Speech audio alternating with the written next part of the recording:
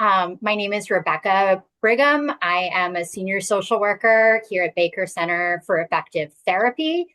And I'm just going to own that in the spirit of today's presentation on, self-care for parents, we are all as parents doing quite the juggling act. And I am doing this presentation not from my usual office because I'm home with a sick kid. So wanting to just acknowledge that I really feel and live everything we're going to talk about today. And I am Liz. I'm a clinician at the Center for Effective Therapy, um, and I'm excited to be doing this with Becca. We were just talking about like what a apt time for self-care generally, I think especially for parents with kids. So we're hoping that we can leave you with a little something helpful today. So I'm going to dive right in. Becca just kind of referred to this, but life in general often feels like a juggling act. And so if we think about at all times, you are juggling normal stressors, your daily stressors. And related to being a parent, that might be things like finances, it might be different things going on with your kiddos' school, school meetings, school advocacy, different tests, things like that. There's also the medical and mental health needs of your kiddos and also yourself, um, which I think is important to state since we're here to talk about like how can you also recognize your own needs in some of these areas. And here at the Baker Center particularly, we work with caregivers often, and we work with caregivers who are coming in with the context of like their kids' mental health, and how can they get support for their kiddos. And so that adds stress for you. And also thinking about, things like safety in the community, in the larger world, in daily life, technology, media. You got to think about scheduling. There are probably many more juggling balls I could have put on here.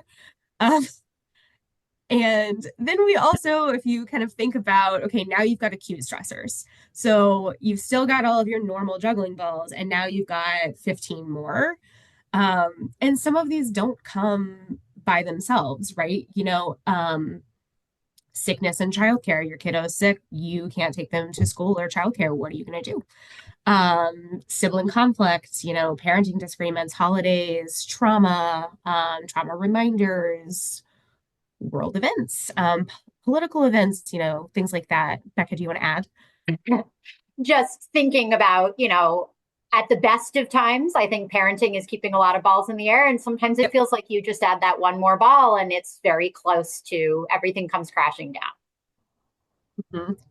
And so the blog posts that were referenced really talk a lot about like what is caregiver burnout. We don't spend a lot of time talking about that today because you probably all know, because you've probably all lived it at some point. But essentially, it's when your stressors outweigh your coping resources. So we are here to talk about self-care, obviously. And I think it's a good reminder of like there are benefits to self-care. As a caregiver, taking care of yourself is the best way that you can actually take care of your kiddos, and your little ones and your family. Because if you are functioning at level zero, you have really nothing left to give. It also really helps kids, regulate, handle their own stress at the same time that you're kind of handling yours. Hopefully, we're avoiding caregiver burnout, or making it feel less big when it does happen.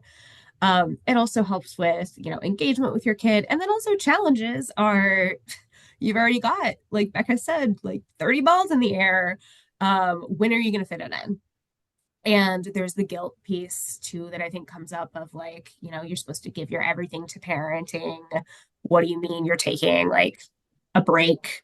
And then accessibility too. And Becca and I will talk about this a lot because the idea that self-care is as simple as like turn off your phone and take a bath is really, I think, harmful one for self-care because it makes it seem like this luxurious, like, yeah, okay, kind of thing. Uh, okay. We're going to talk kind of about two different types of self-care. We're going to talk about preventative, which is how do you keep yourself regulated and at your baseline? How do you have always some tools in that toolbox? Um, and Becca had the really nice kind of tie to this of like, these are your vitamins. You take them to stay as close to your best as possible. And then you've got the responsive pieces, which are what do you do in the moment when you've got an acute stressor and you're feeling overload? That's when you're taking your medicine. You're taking that aspirin. You're pulling in extra things. Becca, did you have something to add?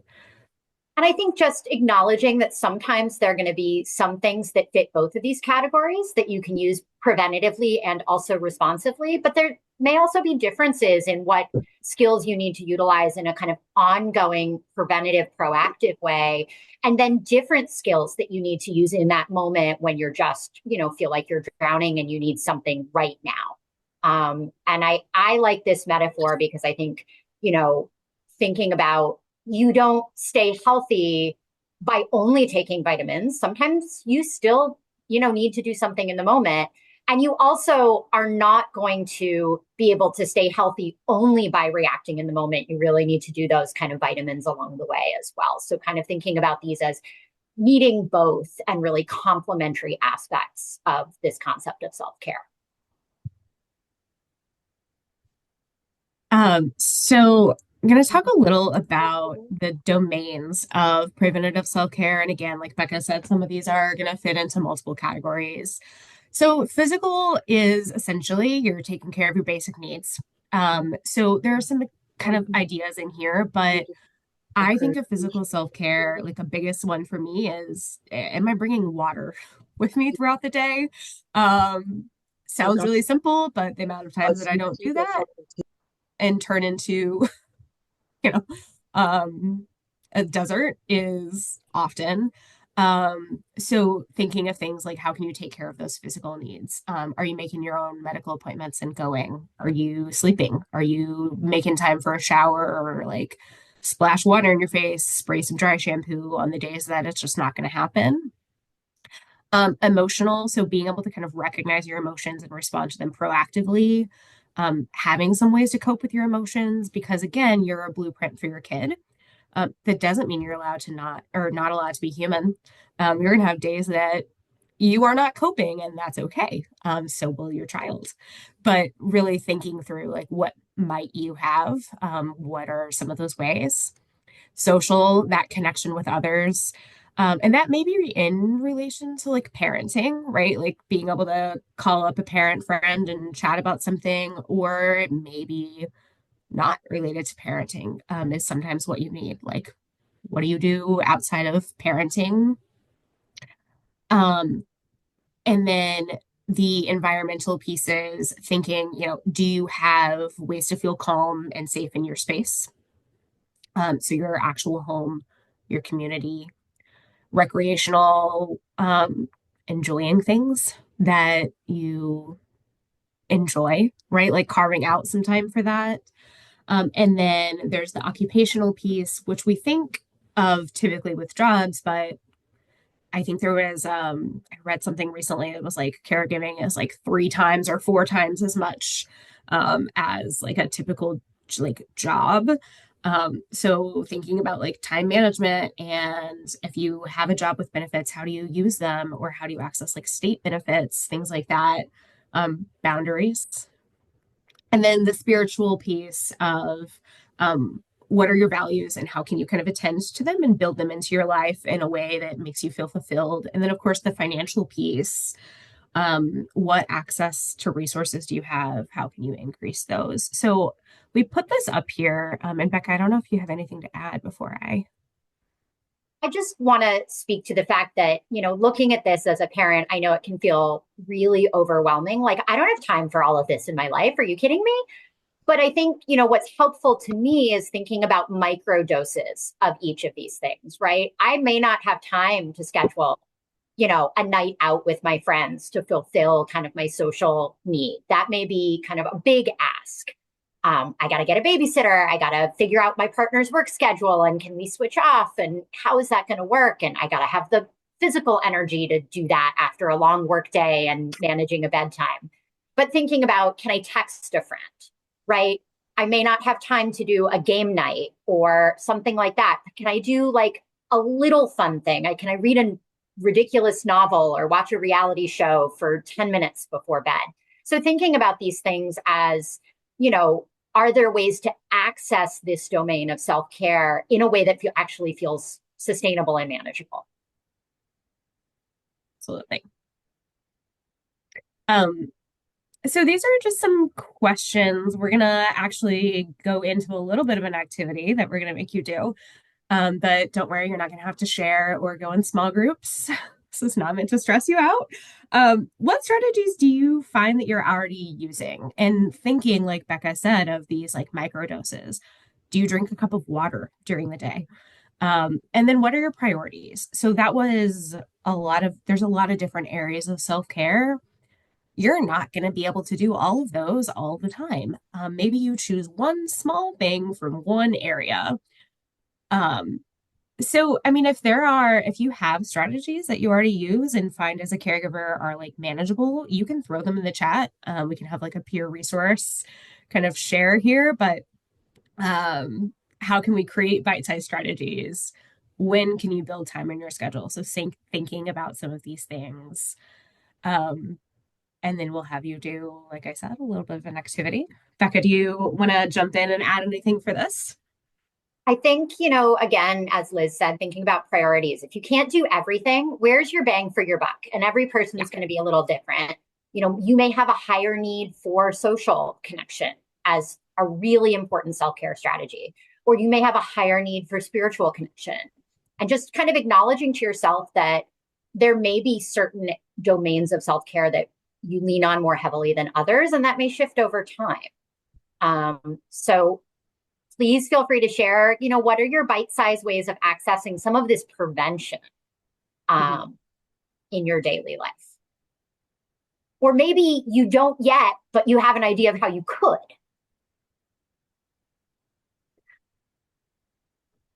Which You want to go leads into us our activity? The activity is, and Becca, I'll actually, if you want to explain That's this. fine. Sure. Yeah.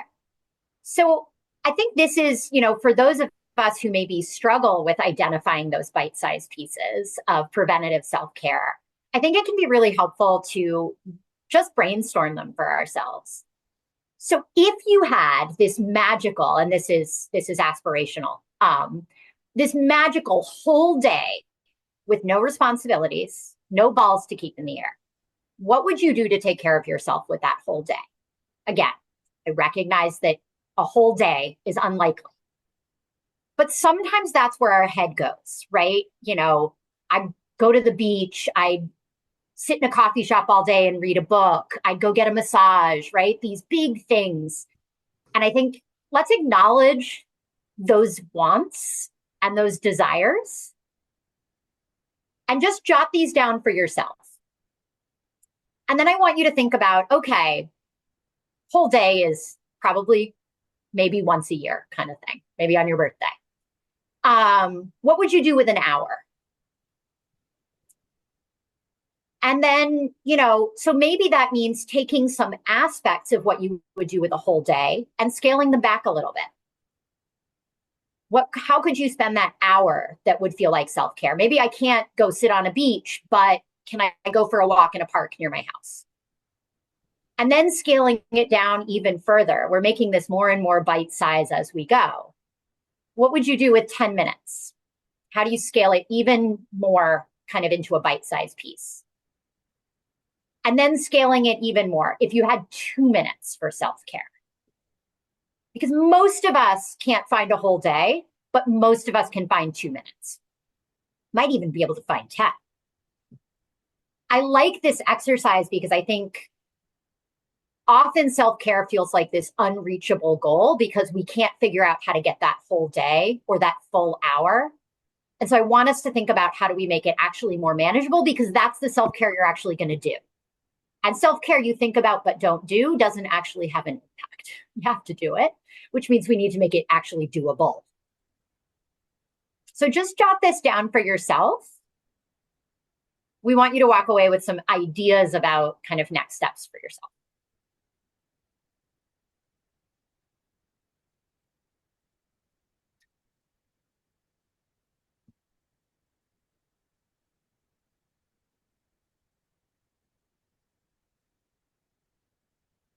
And I love Liz's idea of, go get a glass of water, right? Make sure you're hydrated. Maybe you wish you could spend a whole day at a yoga retreat, but you can do like a 2-minute mindfulness. Maybe you wish you could spend a whole day hiking in the woods, but with 2 minutes, you can like look out the window or walk around the block, eat a piece of chocolate, whatever it is that's your kind of sustainable, achievable version of your self-care. Absolutely. Snuggling your child, snuggling a pet, getting maybe that meets kind of a sensory need, that need for connection. Mm-hmm.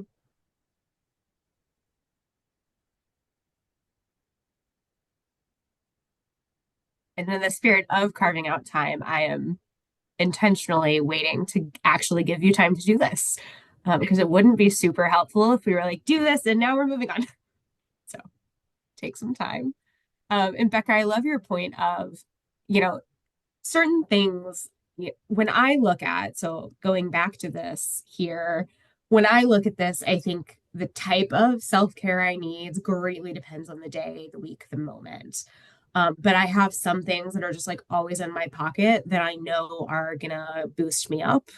One of them is like kissing my dog's ears, which she may not love, but I do. And I have started like keeping chapstick in all domains of my life, which sounds really silly, but for me is actually like makes me feel a little more put together and then also actually helps keep my lips from being just like cracked little desert highways. So they can be such small things. But I tell you what, I would not be putting on chapstick multiple times a day if I had to go find it every time. Wouldn't do it.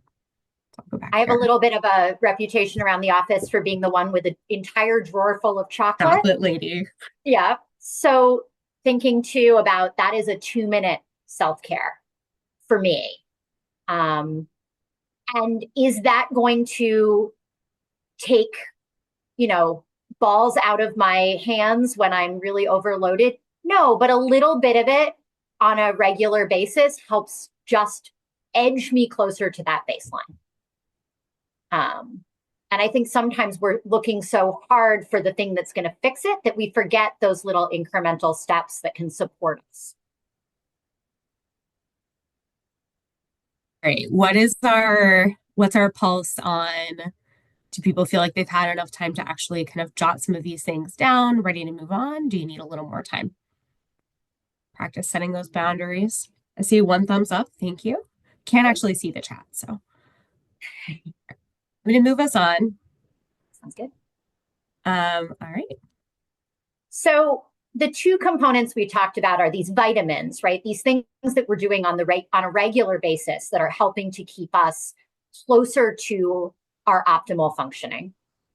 But then we also need self-care strategies that we can pull out in those moments of overload when we've got a deadline at work and a sick kid at home. Not that I'm speaking from experience. And maybe things aren't, there's other stressors at work as well. And I think the first important thing is to know, when are we getting to that overload place? Before we get there, how are we tuning into ourselves to figure out like, oh, I'm getting close, or I'm hitting my tipping point. I think it's really important for us to know, how do I feel in my body? How do I feel in my feelings? What emotions am I noticing? For me, it's like my frustration tolerance gets pretty low. I get more irritable.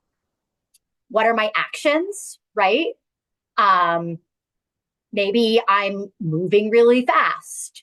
Maybe I'm kind of snapping at my partner or my kid a little bit more. And what are the thoughts, right? Is that racing thoughts? Is that certain thoughts like, I can't do this, or, you know, there's no way I can handle this? Knowing how to use responsive self-care means knowing when to use it. And so being able to tune into what's going on for me. I need to do something more than my usual preventative strategies right now. I need to kind of up my game. All right, go ahead, Liz. Thanks.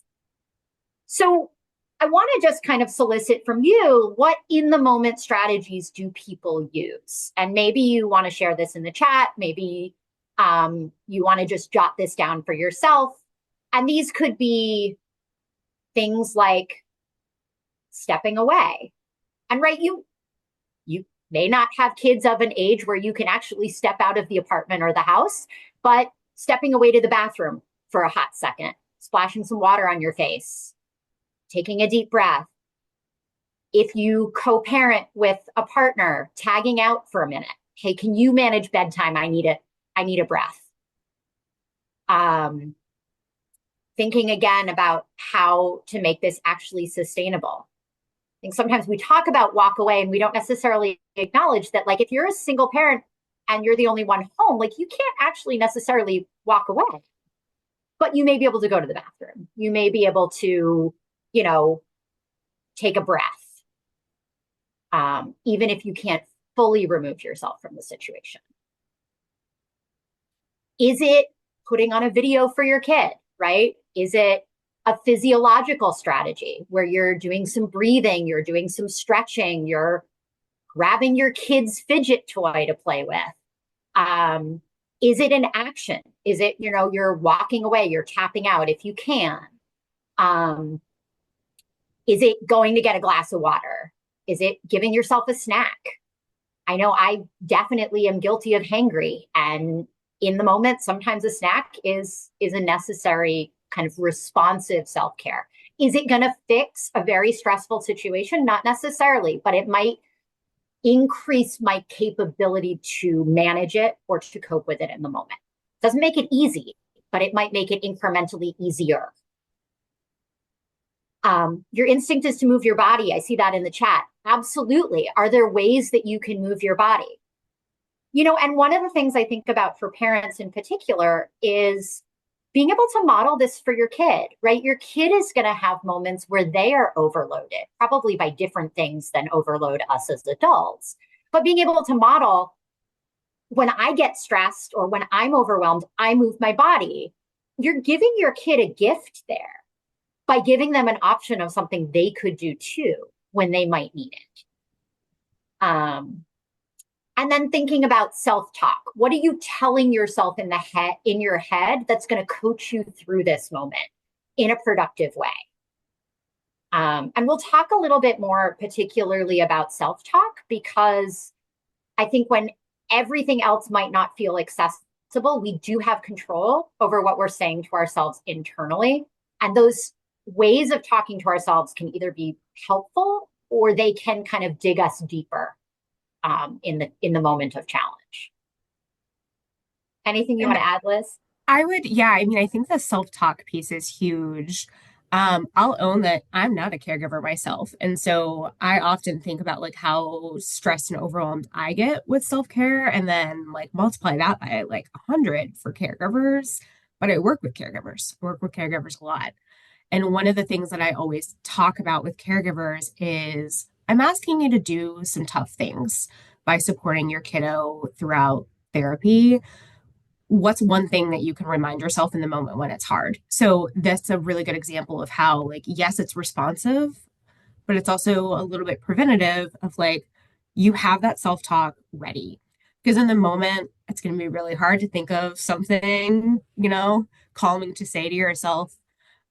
So I think Becca highlights a nice example of like, it's a both and here. Let Becca talk more about that. I see in the chat someone noted, stretching for 2 minutes, breathing in and out. Those may be, your 2-minute preventative strategy that maybe you're doing every day, and something you pull on in that moment when you really need it, when you are needing kind of that aspirin, that responsive self-care. So again, what was just said, I think is very apt, which is there are going to be things that cross both categories for us. So diving a little bit deeper into self-talk, because I do think it's very, really, really important to think about the messages that we're giving ourselves. And how we think about the situation matters. It matters in terms of how capable we feel in dealing with it. It matters in terms of how able we are to see a path forward. And it matters in terms of kind of our own emotional response to the situation. So I think about kind of there are four categories that we kind of want you to think about of the self-talk that often comes up in these very, very stressful moments that can be really demoralizing and unhelpful in terms of coping. So blaming yourself, right? Oh, if only, I, had done this differently, or if only I hadn't forgotten my kids' lunch today, like then this would all be different. Or, if only I'd managed this situation better, we wouldn't be in this scenario, right? Those kind of owning all of this responsibility and blaming ourselves. I think it's really hard to cope with a moment when we're beating ourselves up about it. And I think as parents, there are so many messages in the broader world kind of telling us that we have to be perfect as parents. And so it is very easy to get sucked into a self-blaming narrative, right? Oh, why am I not the kind of mom who cooks cooks these beautiful dinners every single night after I come home from work? I think self-blaming is a very easy trap to fall into as a parent. Absolutely. I think learning to give yourself the grace that you give others is a really good piece of advice. I think a lot of us as parents are very hard on ourselves. And I think there are a lot of social narratives that reinforce that. Social media being certainly a trap that many of us can fall into. Instagram parenting is not what it's really like. Looking for the bad news, right? Those days where you notice everything that went wrong. And not necessarily the exceptions to that or the things that went at least a little bit right, but we're really seeing all the bad news. Unhappy guessing. So predicting the future and in a negative way. This is what's going to happen. Oh my gosh, this happened today, and next this is going to happen, and next this is going to happen. And oh my God, everything's going to be a disaster and it's never going to change, right? That kind of projecting forward in a really negative way. It's really hard to pick up and move forward when you're trapped in a, kind of sense of hopelessness. And I think sometimes we can do that in our own heads. And then exaggerating, making things feel really big.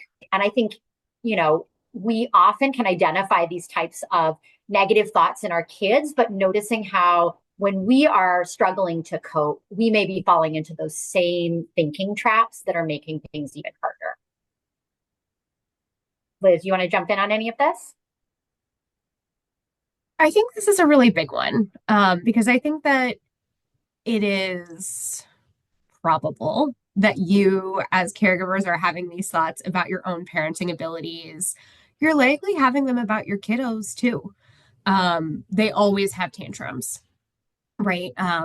Nothing ever works. And then that can often lead to blaming yourself. And so, even if right now it feels like a lot to kind of talk back to these, recognizing it as like, oh, am I blaming myself? Even that is so validating because you're externalizing that thought of like, huh, maybe that's not the most accurate. Yeah. And I will go to your next slide. Absolutely. So the reason I want to talk about kind of changing self-talk is because this is actually something that doesn't take very much time. And I know that as caregivers, time is like the ultimate resource that is always at a premium. And so, thinking about those 2-minute self-care strategies, those 2-minute things we can do, but also thinking about changing self-talk is a way I think that self-care can feel a little more accessible, a little bit less like this unattainable goal, because we can all, address our own thoughts kind of regardless of what's going on around us, regardless of what resources we have, and kind of regardless of the amount of time that we have. So thinking about, is this true? Oh my God, and I will own as a parent, I've had this thought, if only I hadn't gone back to work so quickly after he was born, then now in elementary school, this thing would be different. Is that actually a logical thought? It may be it may feel in the moment very true. And do I actually have evidence for that? Is that actually logical? Sometimes just kind of reminding myself that this thought is illogical, it can help. Doesn't necessarily mean that I'm never going to think illogical thoughts, but at least knowing, oh, that's what I'm doing here can be helpful. Is there another way to look at the situation? Is there a different perspective I could take on this? And I think going to what someone said in the chat about giving yourself the grace you give others. If my best friend, if my best parent friend came to me with this situation, what would I say to them? Would I say that it's all their fault? Would I say that their kid is a terrible kid and this is all going to be a disaster and it will never get better? Frankly, probably not. Like, we are generally quite a bit kinder, more balanced, and more understanding when we're talking to other people than we're talking to ourselves. And so I think sometimes asking ourselves this question, if I can pull outside myself, what would I say to a friend? Often we can practice giving ourselves the same encouragement and grace and understanding that we would offer to somebody else. And I think that can also be a way of getting ourselves through these really tough moments. You may not always have a friend who's standing next to you who can say those things to you, but can you train yourself to be that kind of voice for yourself in those moments? And if you have a friend who can reinforce those messages in that moment, excellent. But I think sometimes we have to learn how to do this independently as well. Or do this for our partners, right? We can maybe reinforce this with our co-parent if we have one.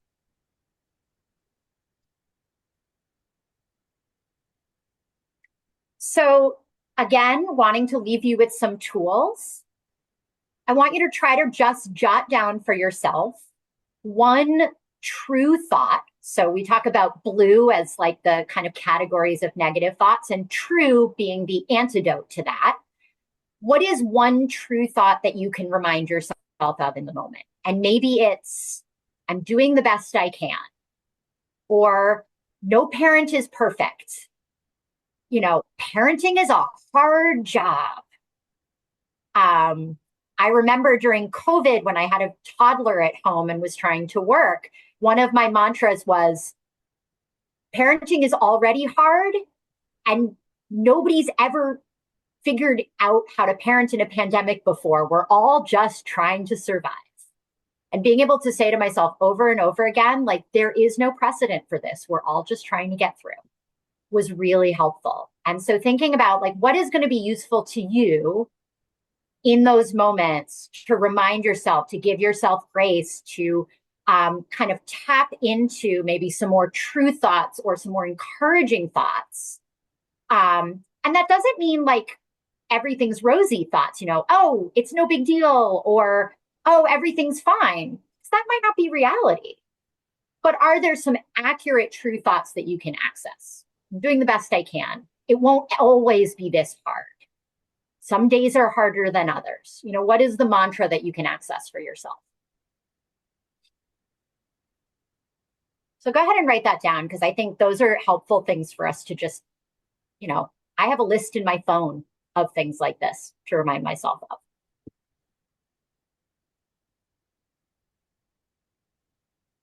This is also often something caregivers that I work with come in and they say, like, my kid has such low self-confidence, or they like, wow, they're really hard on themselves.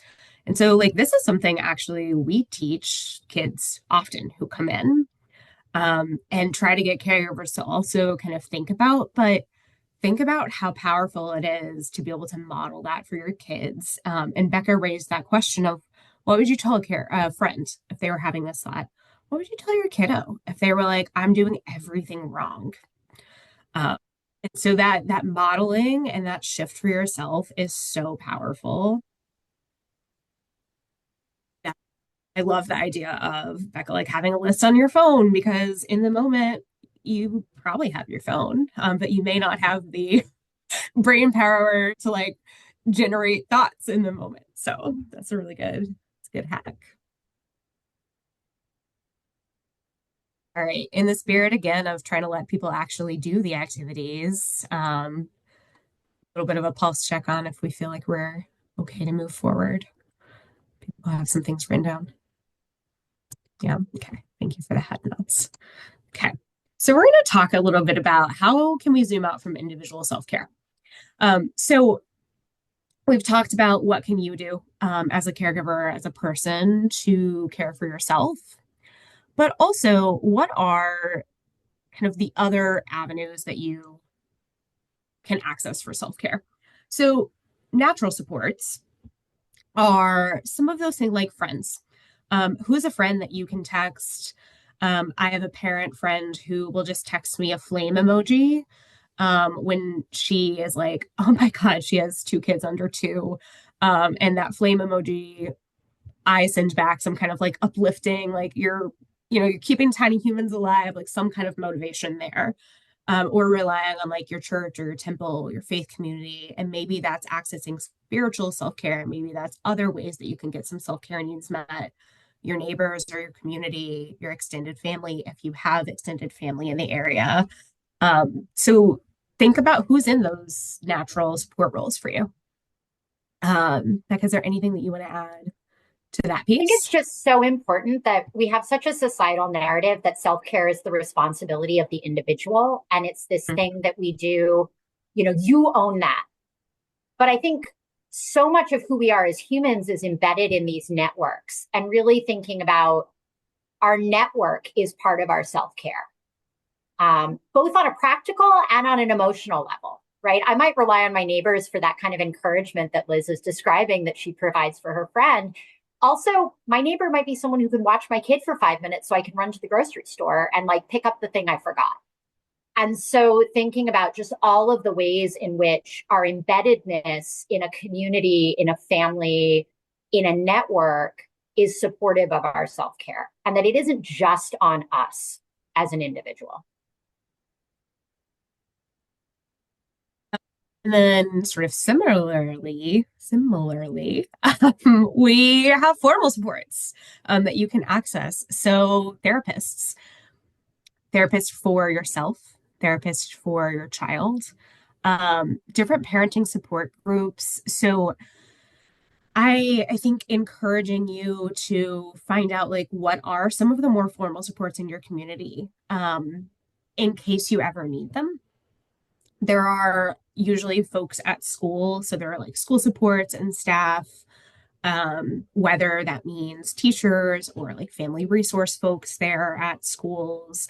Um, you don't have to do all of this by yourself. And in fact, it is just a totally unreasonable explanation or expectation that you're doing it totally by yourself. And naming that not everyone has as many natural supports. Not everyone has as many formal supports as others or access to formal supports. And I think that's an area that's really lacking in the self care kind of conversation. Because if you are struggling to like meet a financial need, you're not going to be able to get childcare to go like do something.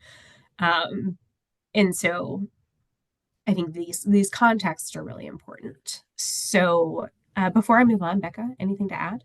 Good. Yeah. Okay. So zooming out again, we're going to ask you to actually think about who else is on your team already. Do you have a friend? Do you have a neighbor? Do you have a co-parent? Do you have a friend you can text a fire emoji to? Who are those people for you? And then also, what's one step you can take to strengthen your support or add to your team? So maybe that's reaching out to someone and letting them know, like, hey, by the way, you're on my team, you're my person. Asking for help, like take a tangible step to ask for help. Um, Finding ways to think about how can you connect more with those people. And like Becca said, like that's probably not going to be a 4 hour outing with them, but it could be a text, it could be a phone call, it could be sending a voice note. I think is also a really nice way to connect. I personally really like that because it gives me a little more social connection than a text. Is there a new support that you need to bring on board? Like, have you in this conversation thought of something that would be really helpful? Maybe you need to bring someone new, formal, informal in. That could look like bringing a new person into the network, or it might look like maybe leaning on a support that you don't usually lean on, right? Maybe you have a friend who you have fun with, but you don't usually kind of ask for help or ask for support or aren't always vulnerable with when you're having a hard time. And is that someone that maybe it would be okay to use them as a support in a different way? Um, and so thinking about is it about strengthening existing supports, or is it about kind of reaching out and connecting with a new support?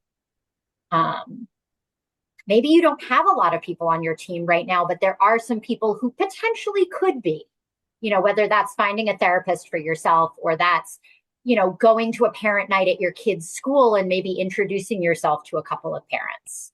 Um, Thinking about how do we take the support networks we have and build upon those, because parenting in isolation, for those of us who did it through the pandemic, is incredibly difficult and also really unnatural. Like, it is not a reasonable expectation. So thinking about how do we build our villages? Some of us are really lucky and just have a parenting village. Some of us may have one, but we don't use it very often or we don't lean on it very often, and maybe we could. And some of us really, unfortunately, have to build the village, and really, put intentional effort into making that happen. So, what we hope that we have left you with is one bite size kind of positive self care strategy that you can schedule for yourself. So, use this time that you have already carved out for yourself and think about like, what is that thing and when am I going to do it? Because, like Becca said, self care does absolutely nothing if it's not attainable, or if it's not kind of planned in and done intentionally. Because I guarantee that will be the first thing you shove to the back burner. If in the moment you have to decide, like, between five things, what am I going to do? It's not going to be, I'm going to go get water and put chapstick on. It's just not. And it's important. Um, and then also, what's your true thought? What are you going to tell yourself? Do you have a Word doc now on your phone with like Becca inspired self talk? What are you leaving here with? And then what's your stuff to strengthen your support network?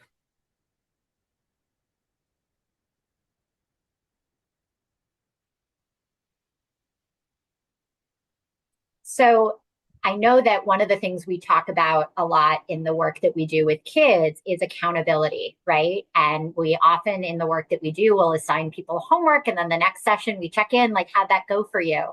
So in the interest, we are not necessarily going to see you all again, but in the interests of holding ourselves accountable, if you're willing, please put in the chat like one small thing that you're going to do in the next few days or week to strengthen your self care muscle.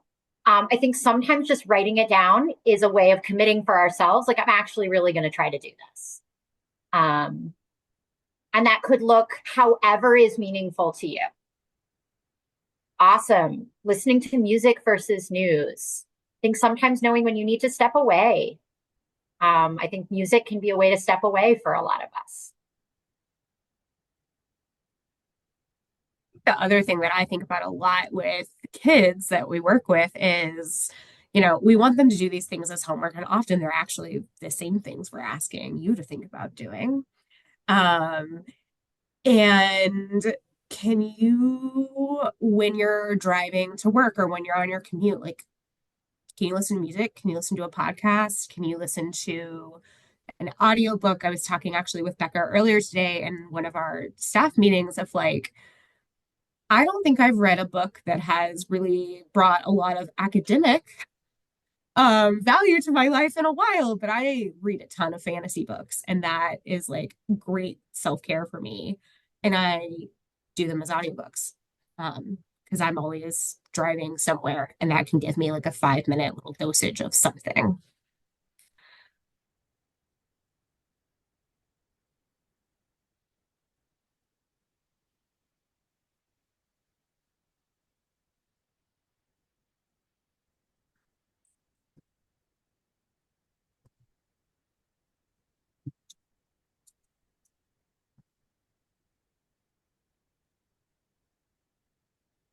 All right. Well, I hope we've left you with some ideas that actually feel attainable and sustainable in terms of self-care. We really, Liz and I talked a lot about really avoiding this trap of self-care being one more thing on the to-do list that we never get to, and that doesn't feel realistic, and wanting to really target this talk on things that are realistic and achievable for people who have busy lives and are keeping a lot of balls in the air. Walking, absolutely. I had to drop the car at the mechanic this morning, and I opted to walk the mile home instead of taking an Uber back from dropping off the car. I was lucky that today I had the 20 minutes to do that instead, but even being outside and moving my body today was an act of self-care. And got an errand done at the same time. Awesome.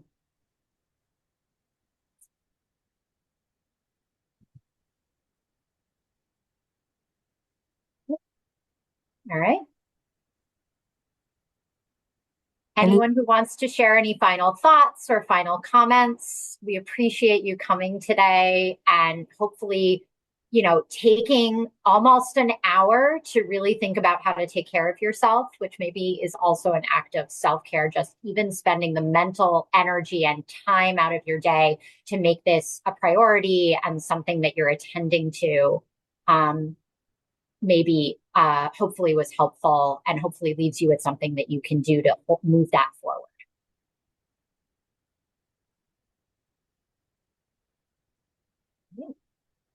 Thank you. you all.